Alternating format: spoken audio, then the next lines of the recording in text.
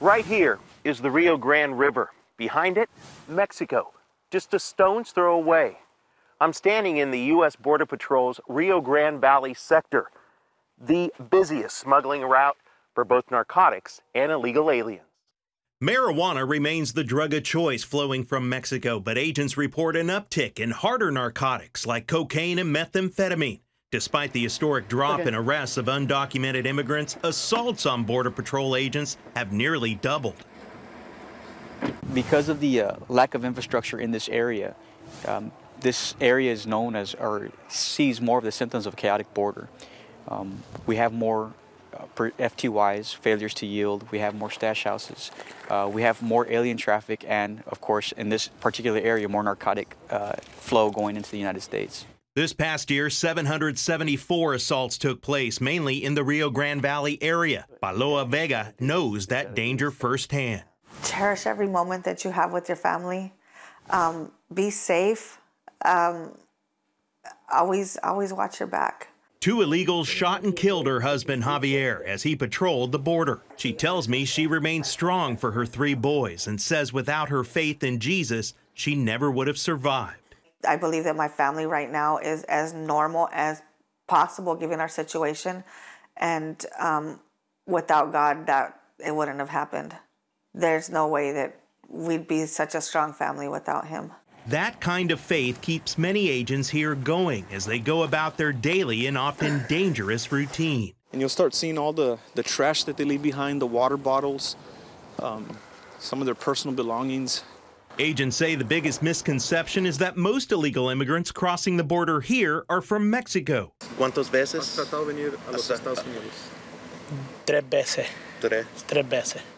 This man from Honduras says he tried 3 times to cross the border illegally. The other top countries are El Salvador and Guatemala. So he's been apprehended 12 times. 12 times.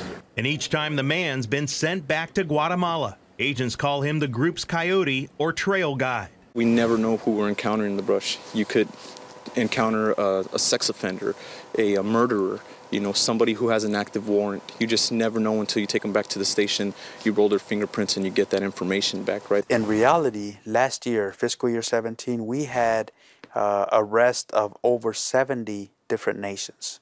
And this year to date, we're well over 30 nations of different nationalities that we've apprehended. Chief Manuel Padilla Jr., who heads up the Rio Grande Valley sector, says his agents have even arrested known terrorists.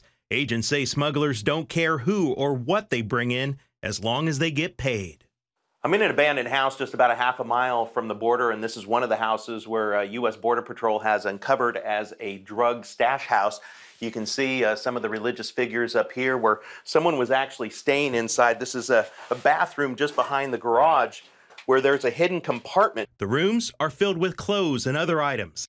Agents say the smugglers sit on the drugs until it's safe to transport them throughout the U.S. Chief Padilla says while the Trump administration has made a difference regarding border security, many illegals still exploit loopholes in the system. He says criminal organizations often send gang members as unaccompanied children or with fake families. Counterfeit documents, modified documents that are being issued in certain countries to make a family, if you will, just establish a parenthood of a child. And then once we start interviewing, we find out it's all false claims. These children are turned over to Health and Human Services. Border Security says sometimes they're released to family members already here in the U.S. The twist is they're given a court date, which some never attend.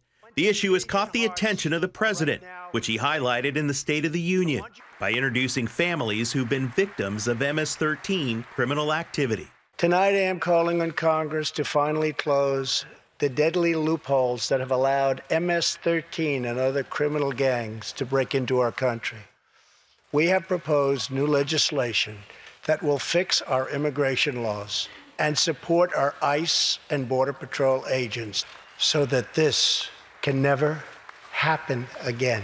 Despite the danger, Paloa Vega's sons hope to follow in their father's footsteps and become Border Patrol agents. As she continues to pray for her family, Paloa is also seeking justice for her husband's killers.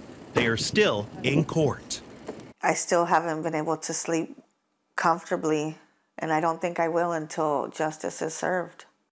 Agents are covering greater distances, encountering a larger number of immigrants, and exposing themselves to greater danger.